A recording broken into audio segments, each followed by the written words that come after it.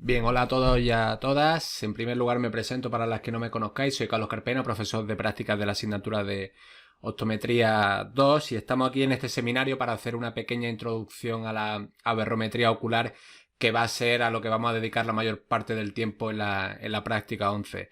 El objetivo de este seminario y de la práctica no es que os hagáis las mayores expertas en aberrometría de la historia, sino que tengáis una base sólida para entender la práctica y también para asignaturas posteriores en las que se os mencionará las aberraciones del frente de onda y en las que entraréis sobre todo en detalle en la asignatura de biomédica que tenéis en cuarto.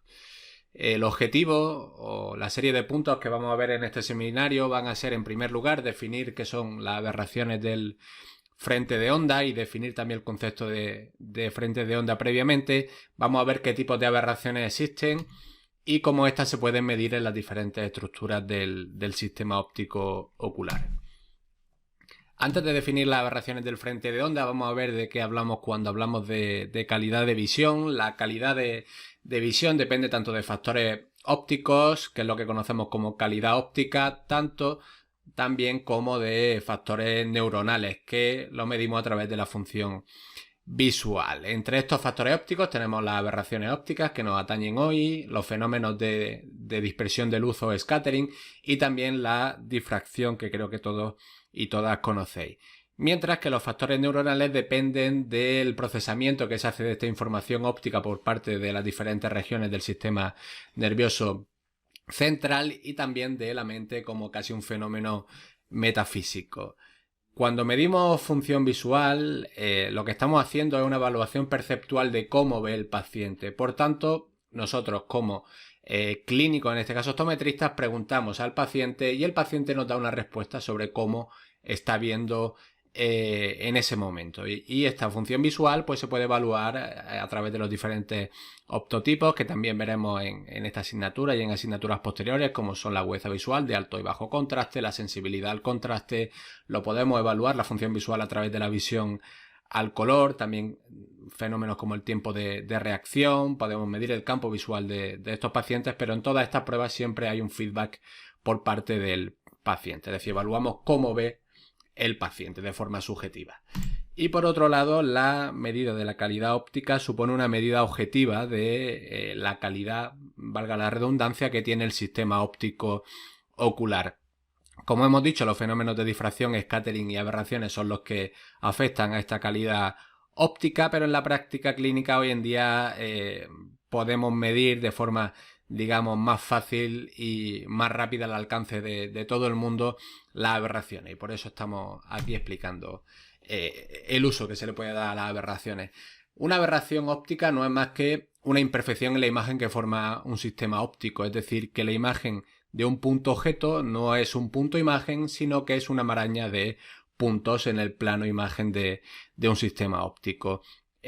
Un ejemplo muy intuitivo puede ser el mar. Imaginaos que las olas son las superficies refractivas de ese sistema óptico, el sol actuaría como un objeto puntual y el fondo marino como un plano imagen. Al ser las olas superficies irregulares, la imagen que forma este sistema óptico, el mar, sobre el fondo marino no es un sol, no es la imagen de un sol puntual, sino que es una maraña de luz, que es lo que conocemos como cáustica marina. Por tanto, las imperfecciones de los sistemas ópticos están en todos lados, incluso también en el ojo. De hecho, no hay ningún sistema óptico que tenga una imagen perfecta, sino que todos estos sistemas ópticos en menor o mayor medida están afectados por aberraciones.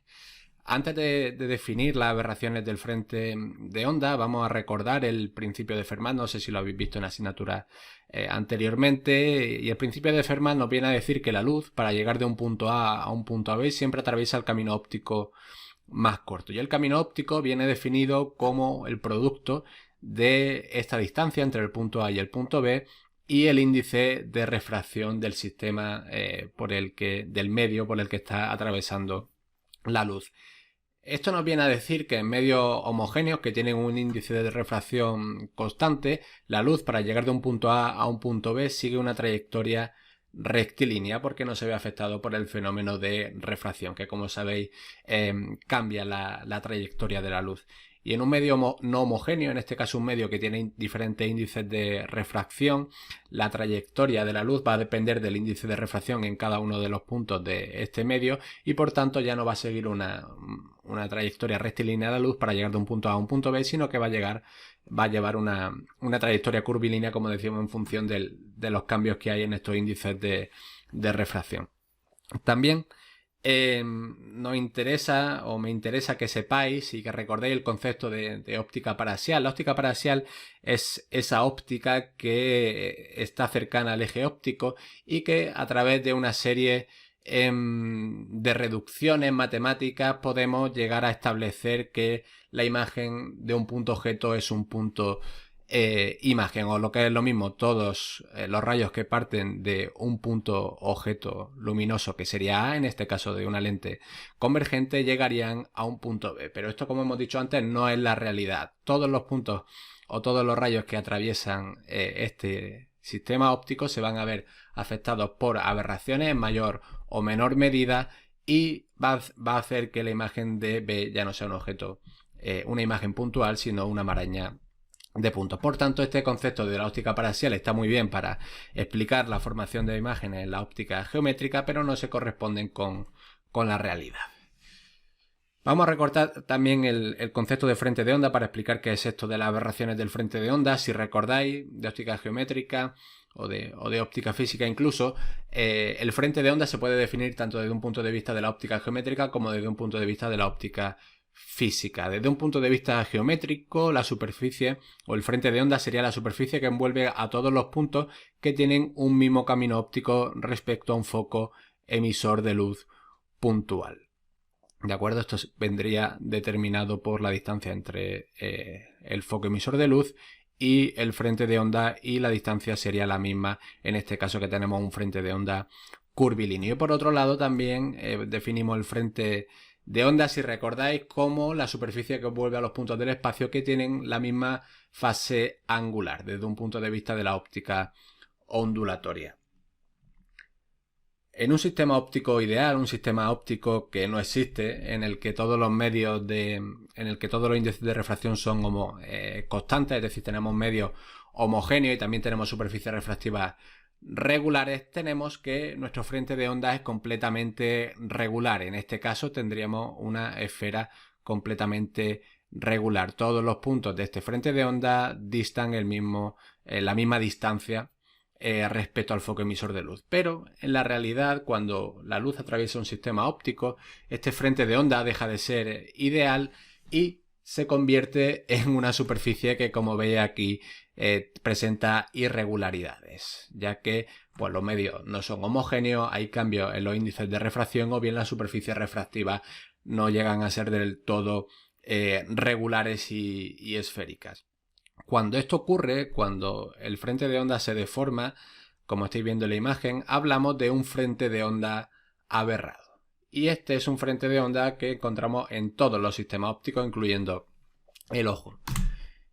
Por tanto, el concepto de aberración del frente de onda viene definido como la diferencia de forma que se expresa normalmente en micras que hay entre un frente de onda ideal, en el que veis en la imagen que está representado en rojo, y un frente de onda aberrado, que es el real, que está representado en negro. Esta distancia que hay en el plano de la pupila en este caso la pupila de salida del ojo, que sería la imagen que forma la córnea de la pupila, esta distancia en este plano entre el frente de onda ideal y el frente de onda aberrado es lo que conocemos como aberración del frente de onda. Y esta distancia en los sistemas comerciales se expresa en micras, ¿ok? ¿De acuerdo? En micrómetros. Y por tanto también podemos llegar a hacer una conversión en dioptrías. No vamos a entrar en detalle de cómo podemos pasar de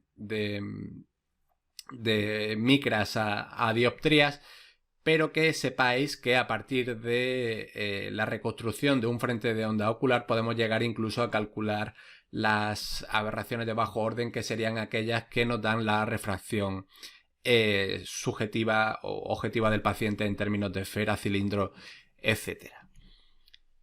Otro concepto importante que tenéis que saber es el de función de dispersión de un punto, que representa, como estáis viendo aquí en la imagen, la imagen de un objeto puntual, objeto que forma un sistema óptico.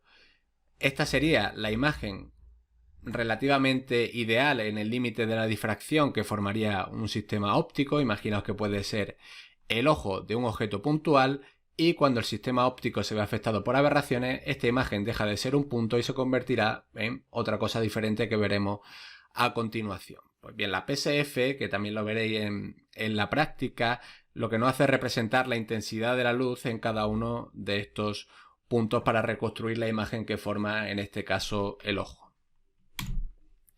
Aquí veis la PSF, es decir, la imagen de un objeto puntual que forma un ojo para diferentes tamaños de pupila, y lo que observamos es que cuanto mayor es el tamaño de la pupila, más afectado por aberraciones está este ojo.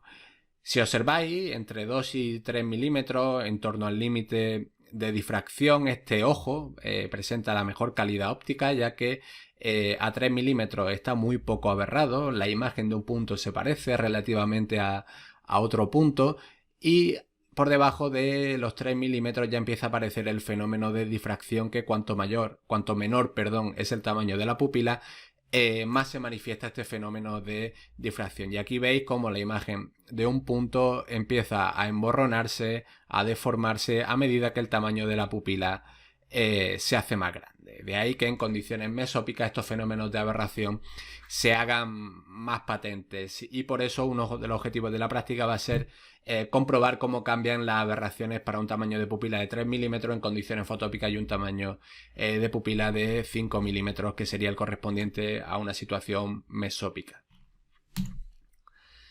Vamos a ver qué tipos de aberraciones existen a continuación. Yo creo que todos conocéis en su gran mayoría las aberraciones primarias. En primer lugar tenemos a la distorsión o el tilt, que representa una inclinación en el frente de onda que atraviesa un sistema óptico ocular, y viene generado esta inclinación del frente de onda o esta distorsión del frente de onda por los efectos prismáticos que se inducen en un sistema óptico ocular. En un sistema que tiene un efecto prismático de base superior, el frente de onda se transforma en este tipo de frente de onda distorsionado que se conoce como barril. Cuando no existe efecto prismático en un sistema óptico, el frente de onda se mantiene ideal, y cuando tenemos un sistema óptico que está afectado por efectos prismáticos de base inferior, el frente de onda se distorsiona de esta forma conocida como de corsé. El frente de onda, a su vez, también se inclina hacia un lado o hacia otro en función de la base. Por otro lado tenemos el desenfoque, que implica una curvatura del frente de onda cuando atraviesa el sistema óptico ocular. Tenemos que en el caso de un ojo hipermetrópico, este frente de onda se aplana respecto a un frente de onda ideal. Imaginaos que introducimos luz a través de un ojo que es perfecta y no está afectada por aberraciones, y formaría un frente de onda que viene determinado por esta curvatura discontinua S, que sería esta de aquí, que veis en el plano de la pupila de salida. Pues en el caso de que tengamos un ojo hipermetrópico, el frente de onda que emerge de ese ojo, es un frente de onda que está más aplanado, que tiene menos curvatura respecto a un frente de onda ideal, que sería este frente de onda que tiene una línea continua. Y en el caso de un ojo miope, lo que ocurriría es que el frente de onda se curvaría aún más siguiendo esta trayectoria que estoy marcando aquí. Ese es el efecto que tiene tener un defecto refractivo sobre un frente de onda de luz. Y por otro lado tenemos el astigmatismo, que sería un desenfoque en dos meridianos principales, como todas conocéis. Bien, perdonadme este corte porque estaba grabando el seminario esta mañana. Como veis, es de noche ya, la luz ha cambiado y estaba teniendo problemas técnicos y no he podido continuar. Lo grabo ahora, así que seguimos. Como hemos visto en la primera parte del seminario, hacíamos referencia a las aberraciones de distorsión o tilt, de desenfoque y de astigmatismo, que son las aberraciones que conocemos como de bajo orden, y son aquellas que generan un efecto relativamente bajo sobre el frente de onda y que podemos compensar mediante gafas o lentes de contacto de forma muy fácil, ya que son los efectos refractivos que ya conocéis y también los efectos prismáticos. Vamos a ver a continuación la aberración cromática y la aberración esférica, que son las principales aberraciones de alto orden y que afectan a la calidad óptica y visual del ojo. Empezando con la aberración coma, esta se define como una imperfección en la imagen que forma un sistema óptico en el que no existe simetría de revolución. Vamos a ver el ejemplo que veis arriba. Imaginaos una de rayos que viene colimado desde el infinito y que incide con una cierta inclinación sobre una lente convergente. Al inclinar sobre esta inclinación se pierde la simetría de revolución del sistema óptico y lo que ocurre es que dentro de la óptica paraxial todos los rayos que pasan por el vértice o muy cercanos al vértice no se desvían y focalizarían en el plano imagen de este sistema óptico, en concreto dentro de este plano imagen en el punto B, es decir, no sufren una desviación de la trayectoria, pero a medida que nos vamos alejando hacia la periferia, es decir, nos vamos alejando del vértice de la lente, cada vez más los rayos se van desplazando hacia abajo. La consecuencia de esto es que los rayos centrales, al no desplazarse, se enfocan en la región superior generando una imagen de un punto objeto que es relativamente un punto, pero a medida que los rayos se van desplazando hacia abajo, es decir, los rayos periféricos se van desplazando, se va generando esta maraña de puntos distorsionando o empeorando la calidad óptica del sistema óptico. Cuando esto se genera, la imagen de un punto no es un punto, sino que sigue este patrón que se conoce como aberración coma. En el caso del ejemplo, como está afectado en una dirección vertical, hablamos de coma vertical de signo positivo. Cuando los rayos centrales focalizan en la parte superior y los rayos periféricos en la parte inferior, y cuando los rayos centrales focalizan en la región inferior y los periféricos en la región superior, hablamos de un coma vertical de signo negativo. Aquí también lo veis, creo, de forma más clara. Imaginaos un sistema óptico en el que los rayos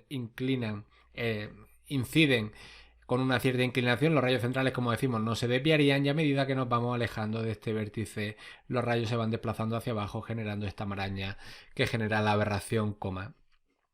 Y este tipo de sistemas ópticos que están afectados por aberración coma, lo que generan en el frente de onda son zonas de elevación y zonas de depresión. Imaginaos que el eje Y vendría representado por un frente de onda de un ojo ideal que no tiene ningún tipo de aberración. Pues en el caso de que tengamos un ojo en el que solamente tengamos aberración coma tanto vertical como horizontal, lo que ocurre con el frente de onda es que se genera una zona de elevación, como estáis viendo aquí, y una zona de depresión en el frente de onda. Esta distancia entre el frente de onda aberrado, que sería este de aquí, y el frente de onda ideal determinado por el eje Y, esta distancia en micras nos va a determinar la magnitud de la aberración coma. Cuanto mayor sea la aberración coma, mayor será este valor en micras, y estos valores nos los dan los aberrómetros. Vamos a pasar ahora a la aberración esférica, que es una imperfección en la imagen que forma un sistema óptico, en este caso que tiene multifocalidad y tiene a su vez también simetría de revolución. La multifocalidad implica que la potencia de un sistema óptico no es la misma en su región central respecto a la periferia. Pongamos un ejemplo muy claro. Imagina una de rayos que viene colimado desde el infinito y paralelo al eje óptico, y en este caso los rayos centrales los vamos a hacer incidir sobre la mácula. Por tanto, tenemos, al menos en la región central, un sujeto sin ninguna ametropía. Los rayos periféricos, en este ejemplo, vamos a hacer que converjan por delante de los rayos centrales, es decir, tiene la región periférica de este ojo más potencia que la región central, y por tanto convergen antes. Cuando esto ocurre, tenemos una aberración esférica de signo positivo. Si observamos en la retina, tendríamos los rayos centrales que estarían focalizados y los rayos periféricos que estarían completamente desenfocados. Y eso se traduce en un halo. El paciente que tiene aberración esférica manifiesta halo, ya que los rayos centrales estarían enfocados, como veis en la imagen, pero los rayos periféricos generan una imagen fantasma generando este halo. Cuanto mayor es la distancia entre el foco de los rayos centrales y el foco de los rayos periférico, mayor es el valor de la aberración esférica en micras, que también lo podemos obtener de la medida del aberrómetro. Imaginaos el caso contrario, un haz de rayos que viene también colimado desde el infinito paralelo al eje óptico, lo hacemos incidir sobre el ojo, los rayos centrales de nuevo los vamos a hacer converger en la región de la mácula y en este caso los rayos periféricos convergerían por detrás de los rayos centrales. Cuando esto ocurre, de nuevo en la retina se forma una imagen enfocada de los rayos centrales y una imagen desenfocada de los rayos periféricos, generando igualmente un halo, pero en este caso cuando los rayos periféricos focalizan por detrás de los rayos centrales, hablamos de una aberración esférica de signo negativo. Una vez vistas tanto las aberraciones de bajo orden como las aberraciones de alto orden, vamos a ver cómo estas se miden en las diferentes estructuras del ojo. Me voy a adelantar un poco a lo que ya veréis en las asignaturas de contactología. Por un lado, la primera superficie refractiva que tenemos es la córnea, por tanto podemos medir las aberraciones que generan las diferentes superficies corneales, tanto la cara anterior como la cara posterior de la córnea y también la córnea al completo. Para ello utilizamos sistemas de topografía, los sistemas que proyectan discos de plácido sobre la cara anterior de la córnea, que son en concreto el que veréis en las prácticas, nos va a permitir calcular las aberraciones de la cara anterior de la córnea, ya que la luz de estos anillos de plácido, de estos discos de plácido, se refleja sobre la cara anterior. Y también tenemos sistemas más complejos como son las cámaras rotacionales de Scheimpflug, que nos permite hacer un análisis tanto de la cara anterior como de la cara posterior como de la córnea completa. Y estos sistemas que son más complejos nos va a permitir calcular las aberraciones que genera la cara anterior de la córnea, la cara posterior de la córnea y también la córnea en su totalidad. Y también quiero que os quede muy claro que la cara anterior de la córnea, al estar en contacto con el aire, va a ser la responsable de generar la mayor parte de las aberraciones que afectan al ojo. Y en el caso de la película lagrimal, en pacientes con ojo seco o pacientes que tienen problemas de evaporación de la lágrima sin llegar a manifestar la patología del ojo seco, puede mostrar una película lagrimal que sea irregular y que genere aberraciones también, ya que está en contacto con el aire.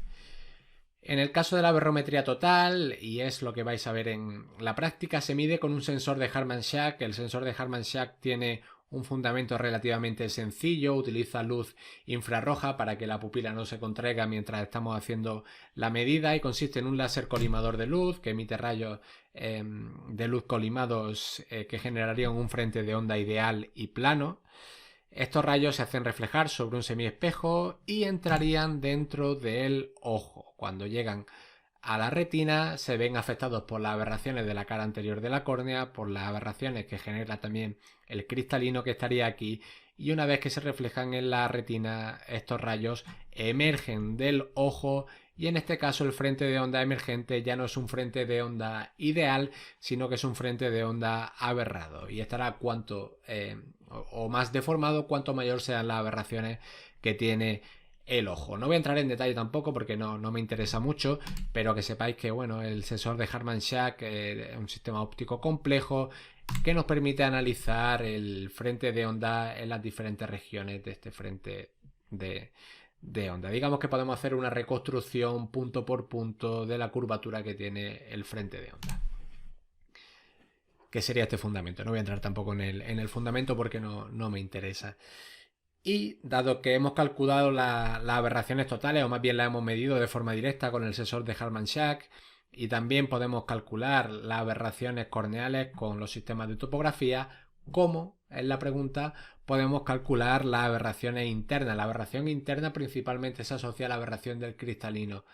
No tenemos ningún método que nos permita medir de forma directa estas aberraciones del cristalino, pero sí podemos hacer un cálculo. Sabemos que la aberración total del ojo es la suma de las aberraciones corneales y las aberraciones internas que se corresponden en su mayor parte con el cristalino. Por tanto, despejamos y obtenemos que la aberración interna, la aberración del cristalino, sería la aberración total menos la aberración corneal. ¿De acuerdo? Ya que si a la aberración total del ojo le quitamos la aberración corneal, solamente nos quedan los medios refractivos internos, que son el humor acuoso con su índice de refracción y sus irregularidades también, la cara anterior y posterior del cristalino y el humor vítreo. Otro parámetro interesante que nos ofrecen los aberrómetros es el concepto de Rod-Mean Square o raíz cuadrática media, que nos permite conocer la magnitud total de la aberración que tiene ese ojo. El Rod-Mean Square viene determinado por la distancia media que hay entre un frente de onda aberrado, como es el frente de onda que tiene un ojo cualquiera, que está representado en verde, y un frente de onda ideal que no estaría afectado por aberración, que es digamos, un concepto teórico que no se corresponde con la realidad.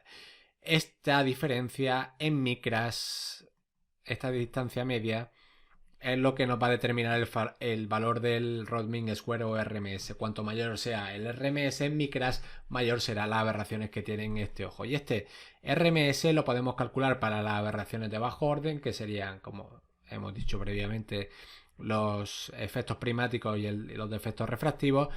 O también podemos ver cómo afectan individualmente las aberraciones de alto orden. Por tanto, podemos diferenciar entre la calidad óptica que generan las aberraciones de bajo orden y la calidad óptica que generan las aberraciones de alto orden.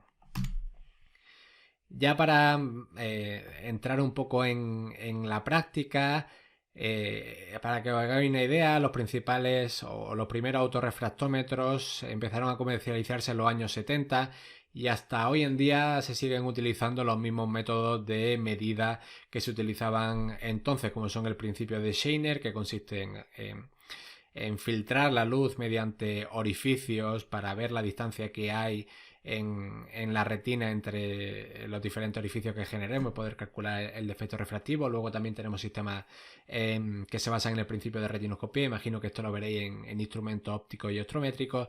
Y los sistemas de autorrefracción más novedosos ya tienen en cuenta la medida de la refracción objetiva a partir del principio de aberrometría. Es decir, podemos hacer una composición del frente de onda y obtener los valores de la esfera, el cilindro y el eje de este cilindro con los sistemas de aberrometría. Y la idea es comparar cada uno de ellos.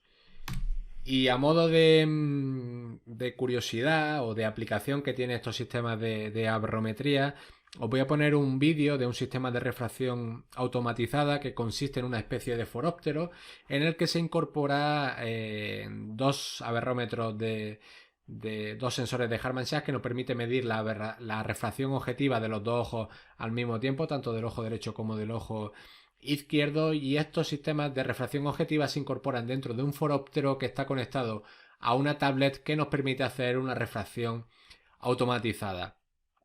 Vais a ver, explico más o menos en el vídeo el funcionamiento que tiene el sistema ARFRAT. Hoy en día cada vez más están apareciendo sistemas que realizan la refracción automatizada siguiendo este principio. Os dejo con el vídeo. ¿Vamos? Vale. Apoyo arriba de frente. Está Elena, una compañera de laboratorio. Vale, ajustaríamos la barbilla aquí un poco, los dos focos que estén bien enfocados. Y ahora, ¿ves la cesta que hay al fondo? Sí. Vale, pues fíjate en la cesta todo el rato. Se va a poner una luz roja. Cuando aparezca la luz roja, no la mires, ¿vale? Todo el rato mirando la cesta. Vale. Y empezamos el examen. Puedes parpadear con normalidad, ¿vale? Aquí estaremos midiendo la aberrometría con los dos sensores de Harman-Schack del ojo derecho y del ojo izquierdo al mismo tiempo. Hace una medida en tiempo real. Primero hace un fogging y a partir de ese fogging va colocando la refracción que necesita el paciente de forma objetiva y ya habríamos acabado. Ahora le preguntamos la agudeza visual que tiene con la refracción objetiva después de la aberrometría. ¿Esa de ahí las consigues ver? Sí. Dímela. B-S-H-D-D. Vale. ¿Esa de ahí? P-O-B-K-R. Dime esa. F-B-X-V-T. ¿Y esa de ahí más pequeña? La Z del centro y una T al final. Vale, nos quedamos con menos 0,2, una agudeza visual por encima de la que se ha quedado. T-V-U-A-X. Sí. Espérate, perdón, ahí. F-U-X-Z-O. ¿Y esa de ahí? Una N y una T al final. Vale. Igual, ahora por último el ojo izquierdo. Hemos hecho binocular, ojo derecho y ahora ojo izquierdo. Léeme esa. X-R-O-T-F. Esa. R. ¿Y esa última? Una V, la cuarta. Vale. Ponemos menos 0,2 y ahora con menos 0,2, unas letras que ya veis bien, la refracción objetiva sería más 1,75 y lo que hacemos es comparar mejor la lente 1 o mejor la lente 2. En el caso de la lente 1 lo que haría sería poner un más 0,50 respecto a la refracción objetiva y la lente 2 sería la esfera que se mantiene de la refracción objetiva. Ponemos una agudeza visual más grande. Fíjate la letra Z, que es la segunda, ¿vale? Y dime si se ve más nítida con la lente 1, que es esta que tienes puesta, con la lente 2 o igual. Con la 1. Con la 1. De nuevo, con la lente 1 más nítido, que es esta, con la 2 o igual. Con la 2. Y de nuevo la primera, que es esta, la segunda o igual. La segunda. Segunda, ¿no? Ahora ajustamos el cilindro, igualmente. Comparamos la lente 1, que es la 0, y la 2, que sería menos 0,50. Dime, ¿vale, Elena? ¿Mejor primera o segunda? Segunda. Y de nuevo se acorta ese rango. Esta es la primera, ¿vale, Elena? Vale. Y esta es la segunda. La segunda.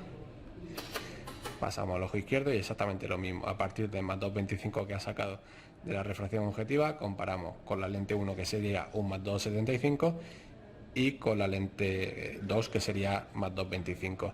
Dime, Elena, mejor, más nítido con la lente 1, que es esta que tienes puesta ahora mismo, con la 2 o igual.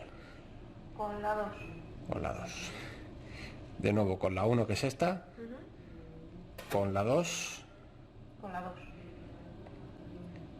y con la 1 de nuevo, con la 2 Igual. igual, ¿no? Si dice igual y no tenemos opción para elegir igual, elegimos el más positivo. Y por último, mejor la primera, la segunda o igual. La segunda, quizás. Vale. Si no te repito, ¿vale? Primera mejor, más nítida, o la segunda. La segunda. Vale. Por último, primera mejor, más nítida, o la segunda. Igual. Igual, ¿no? Podemos elegir el 0, más nítida primera, segunda o igual. Segunda. Y por último, primera, segunda o igual. Igual. Y elegimos igual. Y ya hemos acabado la refracción. Ahora medimos la agudeza visual con cada ojo. Dime esa, Elena. V. Sí. Creo que era una P, una H, L y no sé. No sé. Teníamos en menos 0,16. Y en el ojo izquierdo, dime esa. C, S, O, R, Z. Te pongo esta, dime esa. C, X, E, D, S. Y una más pequeña. H, T, D, O, H. Vale, estamos en menos 0,22, menos 0,24 en ese ojo. Y por último, binocular. Dime esa. L, X, D, S, K. Vale, pues ya está. Tendríamos la agudeza visual del ojo derecho en menos 0,2, la agudeza visual del ojo izquierdo en menos 0,3 y la agudeza visual binocular también en 0,3. Y ya habríamos acabado el examen. Aquí nos aparecerían 3 refracciones.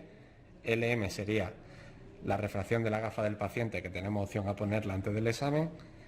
Wavefront, esta segunda línea sería la refracción objetiva a partir de la aberrometría. Esta refracción final sería la refracción que hemos tenido después del ajuste subjetivo. Y aquí nos aparece también una refracción que está en 0 por si queremos comparar la visión del paciente. Y se puede poner una refracción, otra o la que es 0, para ver con cuál de las 3 el paciente tendría mejor visión, mejor sintomatología visual y elegirla como la refracción final. Bien, si estabais siguiendo el vídeo, yo os ha sonado raro lo de la agudeza visual negativa porque se estaba midiendo en unidades logarítmicas. Cuanto más bajos son los valores de agudeza visual de signo positivo, mejor es la agudeza visual, y los valores negativos son mejor agudeza visual que los que son positivos. Por tanto, cuanto más negativo, mejor agudeza visual. Estos sistemas de autorrefracción automatizada, de refracción automatizada, al incorporar tanto la refracción objetiva como la refracción subjetiva dentro del mismo instrumento, lo que nos permite principalmente acortar el tiempo de consulta. Se hace la refracción mucho más rápido, ya que no solamente está automatizado y se tarda menos tiempo en preguntar al paciente a la hora de hacer la refracción, sino que también al incorporar ambos métodos de refracción no tenemos que hacer primero la refracción objetiva, levantar al paciente, sentarlo en el foróptero, ajustarle el foróptero y hacerle la refracción subjetiva. Y esto sería todo. Como digo, no pretendo que os hagáis las mayores expertas en aberrometría, pero que sí tengáis una base para lo que lo espera, para lo que os espera en los cursos que vienen y sobre todo para lo que os espera en los próximos años, ya que estos sistemas de aberrometría cada vez más se están implantando en la práctica clínica y estoy seguro que el día que empecéis a trabajar os lo encontraréis y os tendréis que familiarizar con ello. Así que nada, muchas gracias si habéis llegado hasta el final del seminario y nos vemos por la facultad. Adiós.